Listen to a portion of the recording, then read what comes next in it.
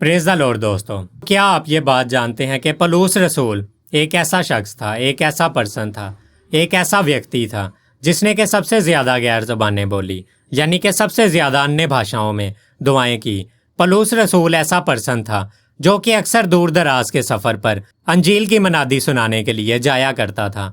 और हमें ये बात याद रखनी है कि पौलुस रसूल जिन मुल्कों, जिन शहरों और जिन देहातों में जाया करता था वो ज़्यादातर इस तरह की ज़ुबानें बोलते थे जिसको कि पौलुस रसूल नहीं समझता था। और खुदा हर बार सुपर नेचुरली पौलुस रसूल पर गैर ज़ुबानें उतारता था। और पौलुस रसूल जो कि सबसे ज़्यादा गैर ज़ुबानें बोलने वाला शख्स है, वो करंथस की कलीसिया को लिखता है कि हमें कलीसिया में गैर ज़ुबानें नहीं बोलनी चाहिए। और मैं ऐसा समझता हूँ कि हमें इतने तजर्बाकार शख्स की एडवाइस को, इस वार्निंग को ज़रूर मान लेना चाहिए। और पौलुस रसूल बार बार और लगातार करंथस की कलीसिया को वार्निंग्स देता रहता था कि हमें पाक कलाम के मुताबिक गैर ज़बान बोलनी चाहिए।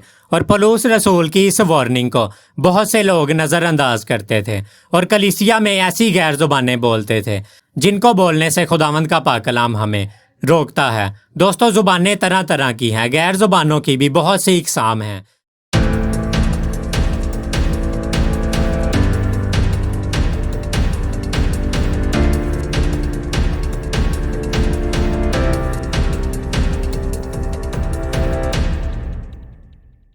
आज बहुत सी कलीसियाओं में गैर ज़ुबानें गलत तरीके से बोली जाती हैं और यही तो करंथस की कलीसिया में भी चल रहा था। करंथस की कलीसिया में लोग गलत तरीके से गैर ज़ुबानें बोलते और भी बहुत सी ऐसी चीज़ें करते थे जो कि खुदावंद के पाक कलाम के ख़िलाफ़ हैं। और पौलुस रसूल जिसने कि करंथस की कलीसिया की फाउंडेशन डाली थी, और पौलुस रसूल ने 1.5 साल में करंथस की कलीसिया को खुदावंद के पाक कलाम की यानी अंजील की मनादी सुनाई। और बहुत से लोग पौलुस रसूल के साथ मिल गए और खुदावंद यीशु मसीह को कबूल किया। और पौलुस रसूल अक्सर दूर दराज के सफ़र पर अंजील की मनादी के लिए जाया करता था। और पौलुस रसूल को ये खबरें मिलना शुरू हो गई कि करंथस की कलीसिया में लोग कमज़ोर ईमान वाले हैं और बहुत से ऐसे काम करते हैं जो कि यहोवा खुदा और अंजील के मुताबिक नहीं है। और पौलुस रसूल ने करंथस की कलीसियाओं के नाम अपना ये खत लिखा जिसके बारे में हम आज सीखने को हैं। जो दुआएं कलीसिया में की जाती हैं उनमें सब लोगों का आमीन कहना ज़रूरी है। अगर ये दुआएं गैर ज़ुबान में हों तो कलीसिया को समझ ही नहीं आएगी और फिर वो किस चीज़ में आमीन कहेंगे।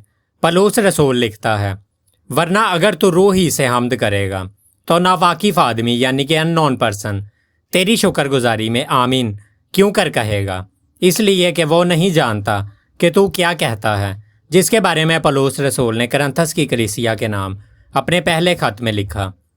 और कलीसियाई इबादतों में गैर ज़ुबानों में दुआ करना, गैर ज़ुबानों में गीत गाना और गैर ज़ुबानों में कलाम करना खुदा के कलाम की रूह से दुरुस्त नहीं है। पौलुस रसूल समझ कर दुआ करने और गीत गाने और कलाम पर बहुत ज़ोर देता था कि कलीसिया के हर फर्द को पूरी समझ आनी चाहिए कि इबादत में क्या हो रहा है, क्योंकि अगर समझ ही नहीं आएगी तो कलीसिया की तरक्की नहीं होगी। इबादत में अजनबियत यानी कि स्ट्रेंजनेस नहीं होनी चाहिए। गैर ज़ुबानें इबादत करने वाले को एक दूसरे से अजनबी बनाती हैं। पौलुस रसूल अपनी बाबत लिखता है, यानी कि अपने बारे में ही लिखता है, मैं खुदा का शुक्र अदा करता हूँ कि तुम सबसे ज़्यादा ज़ुबानें बोलता हूँ। यानी कि करंथस की कलीसिया को पौलुस रसूल कहता है कि मैं खुदा का शुक्र अदा करता हूँ कि मैं तुम सबसे ज़्यादा गैर ज़ुबानें बोलता हूँ। जिसके बारे में पौलुस रसूल का पहला खत करंथस की कलीसियाओं के नाम उसका 14वां बाब और उसकी 18वीं आयत में पौलुस रसूल लिखता है। और मसीह में मेरे प्यारे भाइयों और बहनों, मैं ऐसा समझता हूँ कि हमें पौलुस रसूल की इस नसीहत को, इस एडवाइस को ज़रूर मान लेना चाहिए। जो गैर ज़ुबान बोलने का खुद बहुत ज़्यादा तजर्बा रखता है, यहाँ सबसे ज़्यादा गैर ज़ुबानें बोलने वाला शख्स, व्यक्ति, पर्सन खुद हमें ये बात कहता है कि कलीसिया में गैर ज़ुबानें नहीं बोलूँगा क्योंकि लोग आमीन नहीं कह सकते और लोगों को समझ नहीं आती और कलीसिया की तरक्की नहीं होती। और पौलुस रसूल कलीसिया की तरक्की को गैर ज़ुबान बोलने से ज़्यादा तरजीह देता है, यानी कि ज़्यादा इंपॉर्टेंस देता है।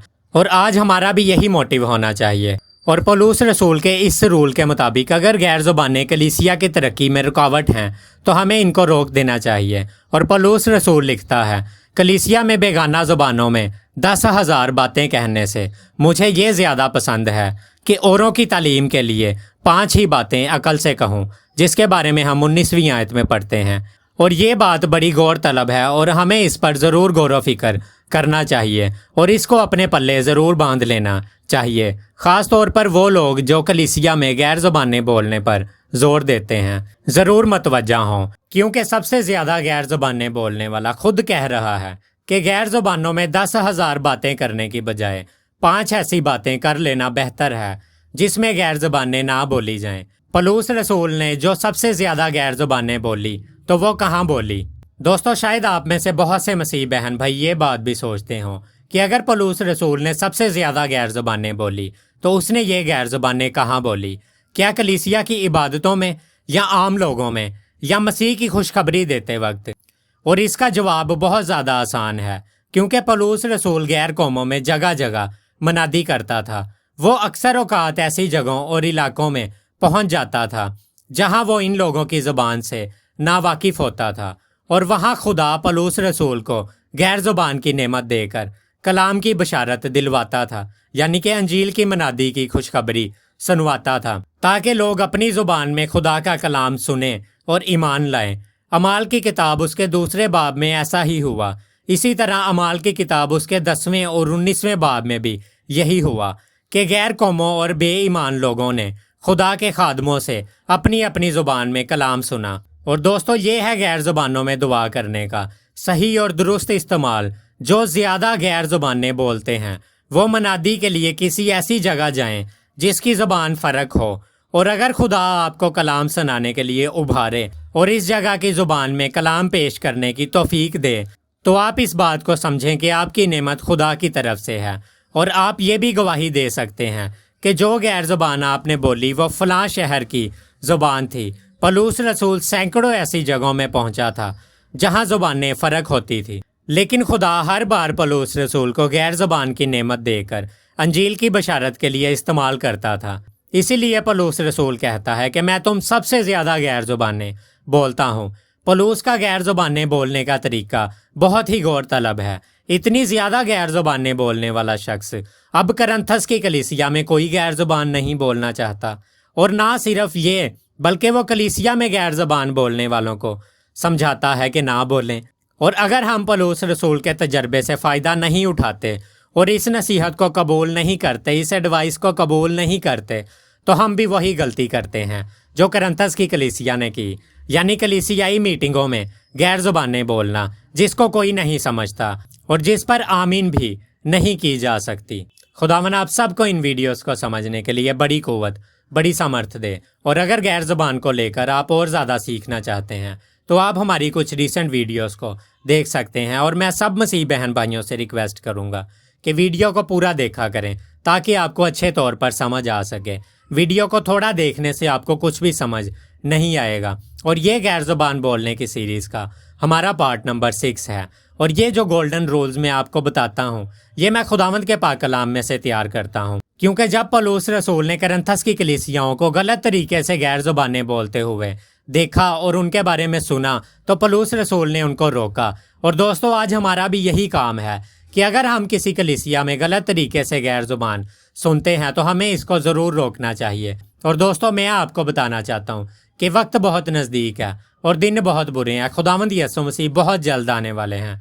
तौबा करें, अपनी तमाम तालीमात को, अपनी टीचिंग्स को दुरुस्त करें जो कि खुदावंद के पाक कलाम के मुताबिक नहीं है। खुदावंद आप सबको बहुत बरकत दे। सबको प्रेज़ द लॉर्ड। जय मसीह की।